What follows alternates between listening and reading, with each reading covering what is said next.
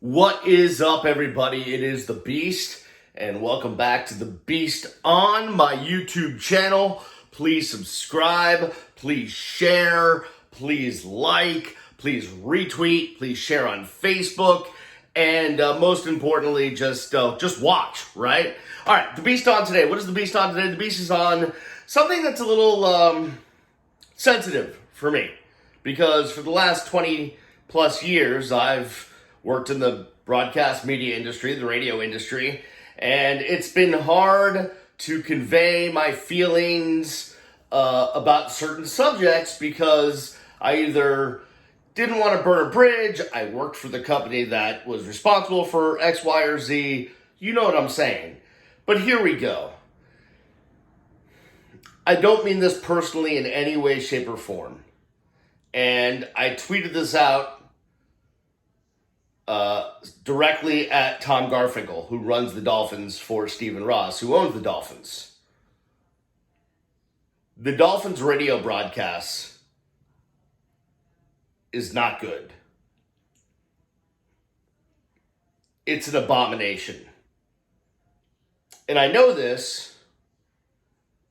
Well, I obviously worked around the broadcast in different aspects over the years. But I know this because I've been listening.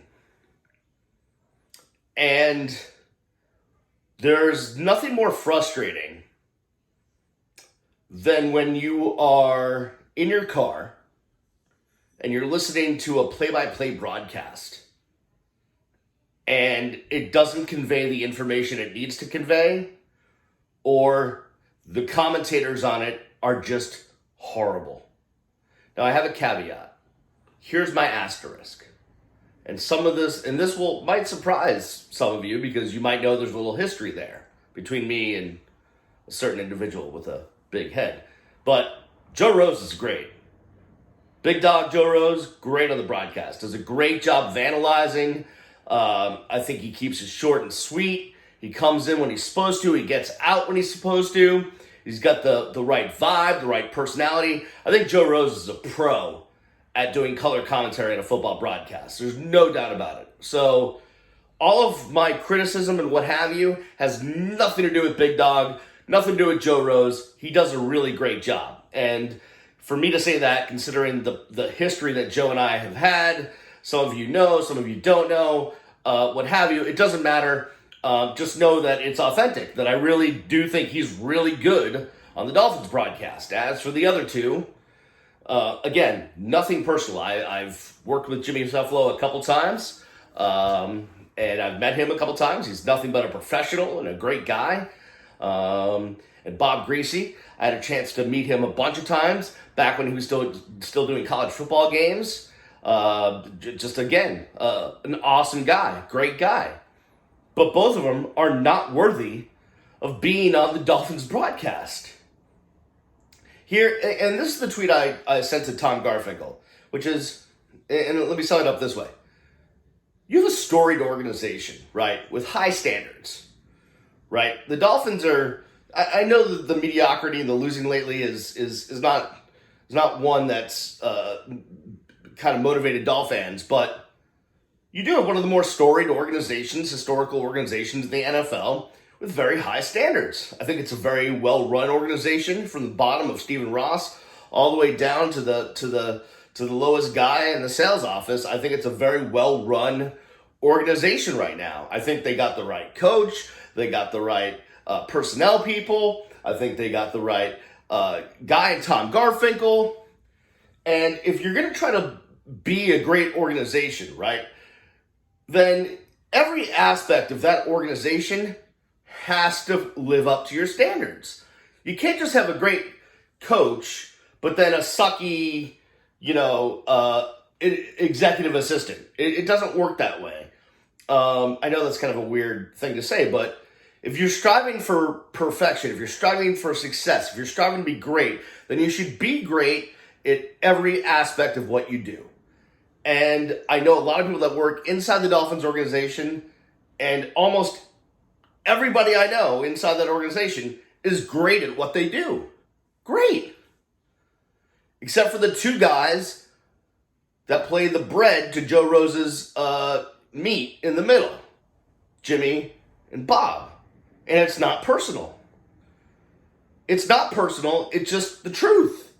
I don't know how Tom Garfinkel or any of the other executives that run the Dolphins can listen to that broadcast and go, this is the best we can do.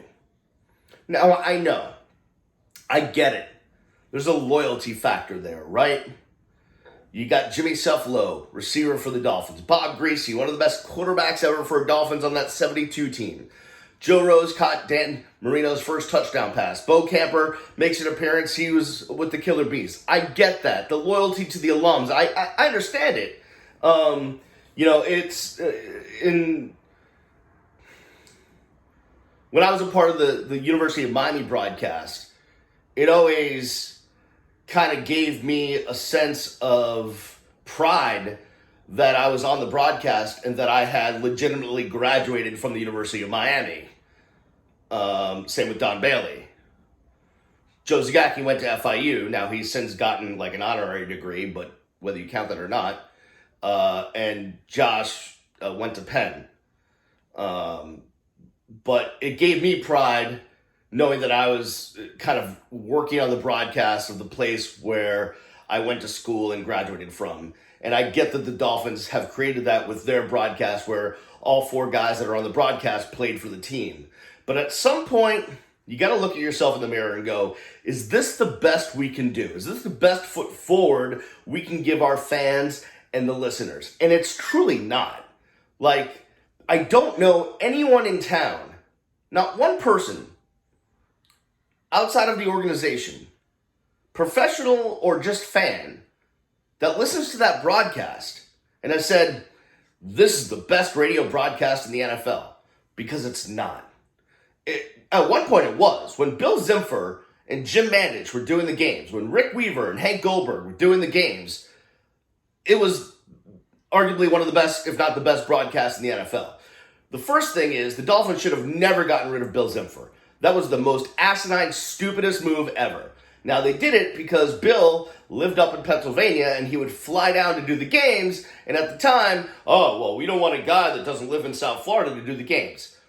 Whatever. It happens all around the NFL. It happens all around broadcasting.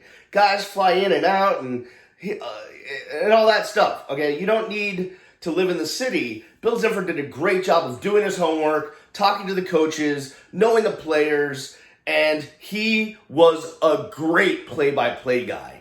A great play-by-play guy. And the Mad Dog, may he rest in peace, I mean, he would make your toes tingle with every single call. And he would call it like you see it. Saw it. Hello, grammar? Yeah. I thought it was the best broadcast in the NFL. What it is now is just a shame. You know, the Dolphins have had great talent in their midst, right? They had that Dolphin show. Jesse Agler, I think he's one of the best young talent, maybe not so young anymore, but, 40 and under talent in broadcasting. He's working for the Padres. He worked for that organization for a long time. He should be the play-by-play guy. If not him, then you had Greg Likens go through there. There's other great people in town. Chris Whittingham would be a great voice. Alex Dono. There's a bunch of guys in town or out of town that would be an amazing play-by-play person for the Miami Dolphins, better than Jimmy Cephalo. Now listen, Jimmy Cephalo, I get it. He's got a long time as a television broadcaster in town. He hosted a game show. He was a wide receiver. He knows the game. I get it. What have you?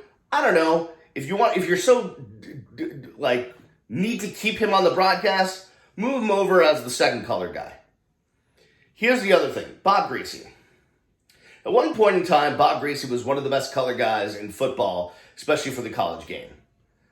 And I understand what the Dolphins are doing by giving him a chance to kind of keep himself in the game by being on the broadcast. But the game and the broadcasting part of it has passed Bob by. And that's really sad to say, but it's the truth.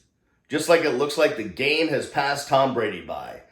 Just like it looks like me having a full head of hair has passed me by. He's not good. On the broadcast against the Patriots, I literally heard him say, Adam Flores comes from the Patriots staff, so he knows a lot about them. That's just about a direct quote. What does that add to the broadcast? He didn't get a name right. It adds nothing to the broadcast. It's like the Dolphins just have him there because they feel bad for him. And if that's the case, that's stupid. If you want to, then give him an honorary position inside the organization, right? The Miami Heat had a difficult decision to make with their television broadcast. And by the way, the Miami Heat, I think, have the best radio and TV broadcasts in town. I think Mike Inglis is the best radio play-by-play guy in town. And I think that Eric Reed and John Crotty are the best television broadcasts in town. But the Miami Heat had a tough decision to make. Tony Fiorentino had been there for a long time, after Dr. Jack left. And they decided to go another direction. They moved John Crotty from the radio booth into the TV booth. But what did they do? They didn't say kick Tony to the curb. They kept him as a part of the organization. He's at every game. He runs all the camps. He gets his fill. He gets a salary. He's still a part of the Heat family. Well, create a position for Bob Greasy to be part of, Nat Moore's had this position for a million years. Twan Russell, they've done this with past players before. Just make Bob the vice president of something. But he doesn't need to be on the broadcast. It's not good. And it's not becoming of what a great NFL broadcast should be. So, I'm not trying to do this from, hey, I know more than you, or hey, I'm unemployed now, so I can take shots where I couldn't before. No, it's simply I'm free to express myself. I'm not trying to burn bridges. Everyone that I've ever worked with in the Dolphins organization has been great, from the top on down. They are a class organization. This is not about that. This is not about, the Patriots fan taking shots at the Dolphins. That's not about that. This is completely not personal. It's completely professional. And it's completely an unbiased opinion of somebody that has listened to this broadcast over the last bunch of years and talked to a bunch of people in the business and outside of the business, and everyone agrees it's an abysmal abomination of a broadcast. It is time to step it up. Look, the Dolphins are going in the right direction. As I said, you got the right coach. You got the right personnel guys. You got everything going in your direction. The stadium's finally done and looks great. Why not get the radio broadcast up to the standards that you've set for every other aspect of your organization? That's all I'm saying. Maybe you disagree. Maybe you think that Jimmy Cephalo and Bob Greasy are the best they can do. I don't think so. Again, not personal. If Jimmy were to go back on Channel 10 and do the local sports, he'd be excellent at it. If Bob Greasy, wanted to tell stories about the days of yore, he'd be amazing in that capacity. But specifically for the roles that they are supposed to be doing on that radio broadcast, they are not good and not becoming of what the storied organization of the Dolphins is supposed to be. So I feel bad for Joe that he has to work with those guys and carry them. But I expect more from the Dolphins as an organization. I really do. So that's that for me right now.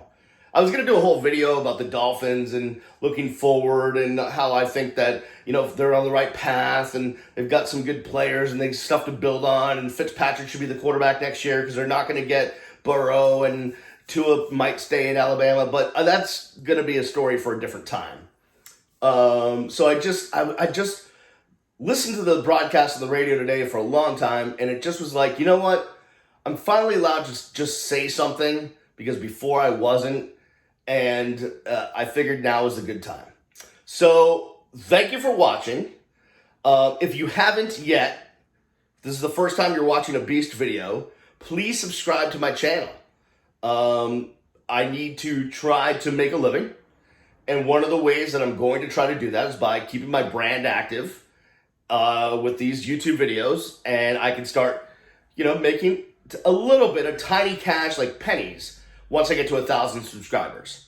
So if you could help me and subscribe, that'd be great. If you could share it with your friends on Facebook, Twitter, Instagram, TikTok, Snapchat, Snapgram, Instatalk, whatever it is, WhatsApp, app, Balloon, Kick, whatever, Tinder,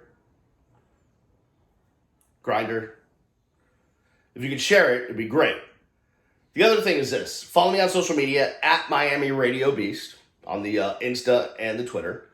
And finally, if you're really digging the content that I'm going to bring, and it's going to be South Florida sports sometimes, it's going to be national stuff other times, it's going to be outside of sports other times. I'm going to be all over the place. I'm going to be a complete buffet of content, whereas there's going to be a lot of stuff in a lot of different areas, and you'll be able to pick and choose because you'll see what the video's on. And if you want to watch it, if it interests you, great. And if you don't, no worries. You don't have to press play. No worries. That's fine. Just subscribe, though. Hit the bell so you know when there's a new video. And finally, again, if you're really into helping me and you want to be a part of what's next, if you want to invest in me, and I have a lot of big plans, some that might blow you away and surprise you, you can always help me on the Patreon page, Patreon, patreon.com/Brian the Beast London. For everybody in my guest bedroom, which means me, I'll see you when I see you. Peace!